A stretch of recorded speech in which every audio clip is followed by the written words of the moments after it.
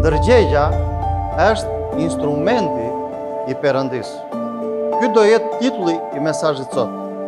Shumë njerëz sot thonë që besojmë tek Zoti dhe kërkojnë nga Zoti që t'i bekojë Zoti ata. Duan që të ndryshojnë jetën e tyre, qoftë nga ana financiare, qoftë nga ana martesore, qoftë nga ana shëndetësore, duan ta ndryshojnë. Dhe kur i thua që pse shkon te Zoti që të ndryshojë jeta jote, përgjigjja e këtyre njerëzve është mos e kam vajtur te Zoti, kam vajtur dhe në kish kam vajtur, kam shkuar, në çdo vend kam shkuar. Dhe prapë s'ka ndryshuar gjë. Po nga ana tjetër thua që unë besoj. Dhe unë kam një pyetje. Ti që thua që unë besoj, besimi yt është me ndërgjegje të pastër apo shtires? Ja pse shumë njerëz sot thonë me gojë që besojmë, po në ndërgjegje nuk punojnë. Dhe unë të them këtë, që në ndërgjegje vin dy zera. Zeri Perëndis dhe vjen edhe zeri Satanit. Si besimtar që je, kujt zej beson? Kujt zej bindet ndërgjegja jote? Zeri të Satanit apo zeri të Jezusit? Besimi nuk mund të funksionojë në qoftë se ndërgjegja jote nuk është e pastër përballë besimit. Shumë njerëz sot për shkak se ata i binden dobësisë së tyre dhe jo ndërgjegjes, gabojnë. Sa herë të ka folur ndërgjegja? Ndërgjegja është një instrument që Jezusi, Zoti e ka vënë në mendjen tënde, që ti të ndërgjegjësohesh për atë që duhet veprosh, për atë që duhet besosh, për atë që duhet shikosh, duhet të ndërgjegjësohesh, se nuk mjafton vetëm besimi yt, sepse besimi pa ndërgjegje nuk mund të jetë i pastër. Ndërgjegja është instrumenti i Perëndis në mendjen tënde, në jetën tënde. Sa herë je kontrolluar, ke shkuar për të bërë diçka dhe ke thënë, jo, mos e bëj. Po unë këtë kam nevojë ta bëj. Çfarë do bëj tani? Se kjo do më sjelli këtë, do më sjelli këtë, fillon edhe. Po në ana tjetër ti e di shumë mirë që ndërgjegja jote thotë mos e bëj. Ndërgjegja jote thotë mos e thuaj. Ndërgjegja jote thotë mos e vepro. Ti prap për shkak se ke një dobësi, edhe shkon edhe bën diçka, pastaj ajo vepër që ti bëre ndikon në besimin tënd. Për çfarë? Sepse ti nuk ju binde ndërgjegjes tënde. Le të marrim shembull se kemi një vjedhës, një ajdut. Ka njerëz sot që kanë frymën e ajdut.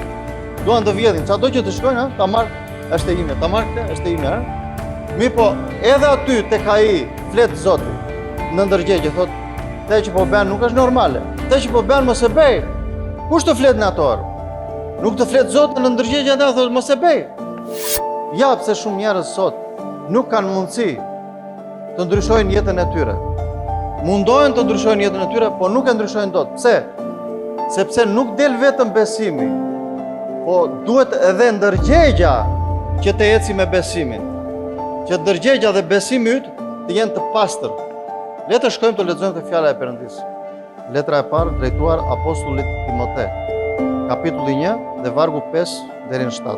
Qëllimi i këtij urdhërimi është dashuria prej një zemër të pastër, prej një ndërgjegjeje të pastër dhe prej një besim jo të shtirur. Çdo të thotë këtu? Do të thotë që besimin tënd duhet ta kontrolloj dhe ndërgjegja jote. Të dyja këto duhet të ikin bashkë, duhet të ecin bashkë në jetën tënde. Ja, pse dikush duhet të ketë ndërgjegje në besim. Të ndërgjegjësohesh çfarë beson. Të ndërgjegjësohesh kujt i beson dhe për çfarë i beson. Vlla thotë, çfarë të bëjmë? Fjala e Perëndis thotë, duaj të gjithë. Duaj të gjithë. Po, fjala e Perëndis thotë duaj të gjithë. Thotë duaj të gjithë, por besoj vetëm Perëndis. Duaj të gjithë, të kesh dashuri për të gjithë, por besimi yt të jetë tek Zoti. Por sot njerëzit shkënjehen. Pse? Sepse besimi i tyre varet tek njeriu. Besimi i njerëzve sot nuk varet tek Zoti, po varet tek njeriu. Me pak fjalë, në ndërgjegje ata e din që të besosh tek njeriu është mëkat. Nuk është njeriu që mund të shpëtojë ty. Nuk është njeriu që mund të ndihmojë ty. Nuk është njeriu ai që të çon në përjetësi, po është besimi me ndërgjegje të pastër tek Perëndia mund të çojë në përjetësi. Ja pse shumë njerëz sot dështojnë në besimin e tyre. Nuk janë ndërgjegjësuar për atë që besojnë. Zoti flet në ndërgjegje. Ti kujt i bindesh me ndërgjegjen tënde? Le të shkojmë të lexojmë një varg tjetër të fjala e Perëndis, Gjoni, kapitulli 3, vargu 1-5. Çfarë e bëri Nikodemin si mësues i ligjit që ishte? Çfarë e bëri Nikodemi të shkojë natën tek Jezusi? E bëri ndërgjegja që ai filloi të mendoj, që filloi të punoj në mendjen e tij. U ndërgjegjësua. Opa, këto që po shikoj unë nuk i ka bërë njeri. Këto që po dëgjoj unë nuk i ka bërë njeri. Unë jam mësues i ligjit, po këto nuk i bën dot njeri, nëse Perëndia nuk është me të. Dhe u ndërgjegjësua, tha opa, nuk do t'i bindem krerëve të farisejve, po do shkoj natën dhe do ta pyes. U ndërgjegjësua për atë që pa, për atë që dëgjoj dhe për atë që situata tregon. Pse? Sepse ai në besimin e tij i shërbente Zotit, por në ndërgjegje ishte larg besimit të tij. Edhe në momentin që ai pa Jezusin të bënte veprën e Perëndis, të bënte gjëra që ai s'ikishte parë kurrë si mësues i ligjit që ishte, u ndërgjegjësua, tha opa, sado që të tjerët erdhën kundra shërbesës së Jezusit, jo se ata nuk kishin ndërgjegje, kishin ndërgjegje, po dëgjuan dhe besuan zerrin e Satanit në mendjen e tyre, në ndërgjegjen e tyre. Kurse Nikodemi tha jo, sepse dëgjoi në zerrin e Zotit. Tha opa, do vete. Këto gjëra që unë shikoj nuk mund t'i lë kështu të ikin kështu. Të shkojnë kështu. Jo, unë do shkoj. Unë ndërgjegjësua. Ja pse shumë njerëz sot dështojnë. Dështojnë të ecin përpara. Dështojnë të njohin të vërtetën. Dështojnë të binden të vërtetës. Dështojnë. Pse? Sepse nuk janë ndërgjegjësuar për besimin e tyre. Ndërgjegja është instrument nga Perëndia tek njeriu që të ndërgjegjësohet për atë që dëgjon, për atë që shikon, apo për ato që situata tregon. Mos e lë ndërgjegjen tënde që të ka dhënë Perëndia të përdoret nga djalli, por të përdoret nga Jezusi. Dikush më thoi, si vlla do përdoret një ndërgjegje nga djalli? Po Zoti më ka dhënë. Edhe unë të them, sa herë e ke gjetur veten tënde në gabim? Dhe e di shumë mirë që është gabim ajo që po bën. Po për shkak të krenarisë tënde nuk e kthen dot mbrapa, këtu ti dështove të bësh veprën e Perëndis në ndërgjegjen tënde. Dështove ti besosh Perëndis në ndërgjegjen tënde. Pse? Sepse bëre diçka kundra ndërgjegjes tënde.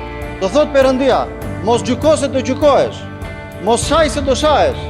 Mos fol keq për vllain tënd, për motën tënde. Dhe ti e di fjalën e Perëndis. Po ti nuk dëgjon as fjalën e Perëndis, pas në ndërgjegjen tënde, sepse është mëkat. Dhe kur ti i bindesh këtij zeri që vjen në ndërgjegjen tënde, atëherë do të thotë që besimi yt nuk është i pastër. Heronjtë e besimit nuk pani interesin e tyre përballë Perëndis, por pani interesin e Perëndis. Pse? Sepse në ndërgjegjen e tyre i shërbeni Perëndis me besim të pastër, jo të shtirur. Por shumë njerëz sot dështojnë, unë besoj në Zotin. Besimi yt do duket në veprat e tua dhe në ndërgjegjen tënde. Në rast se ndërgjegja jote është e pastër në besimin tënd, atëherë dhe veprat e tua do jenë të pastra. Po dale vlla se si jemi njerëz të përsosur. I përsosur nuk je, po ndërgjegje ke. I përsosur nuk je, por besim ke. Atëherë, pse nuk du të shkosh ti si besimtar nga lavdia në lavdi? Sepse besimi yt nuk është që të mbaj në vend, mos të rritesh. Besimi yt është që të rritesh. Por besimi pa ndërgjegje nuk mund të funksionojë. Besimi yt duhet të jetë me një ndërgjegje të pastër. Vetëm kështu do shkosh nga lavdia në lavdi. Pse? Sepse të tjerë heronjtë të besimit dini kujt i shërbenin dhe i shërbenin me një ndërgjegje të pastër. Në sfida kishin ndërgjegje të pastër. Në burgim kishin ndërgjegje të pastër. Në tortura kishin ndërgjegje të pastër, sepse e dinin kujt i besonin.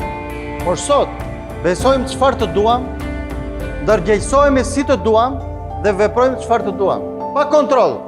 Ose në shumë raste lexojmë Biblën, po lexojmë ato që na interesojnë dhe jo ato që të godasin në ndërgjegje. Ja pse shumë njerëz sot e kanë vështirë të ndryshojnë, por rinë vetëm tek fjala, unë besoj. dhe nga ana tjetër presin Zotin të ndryshojë jetën e tyre.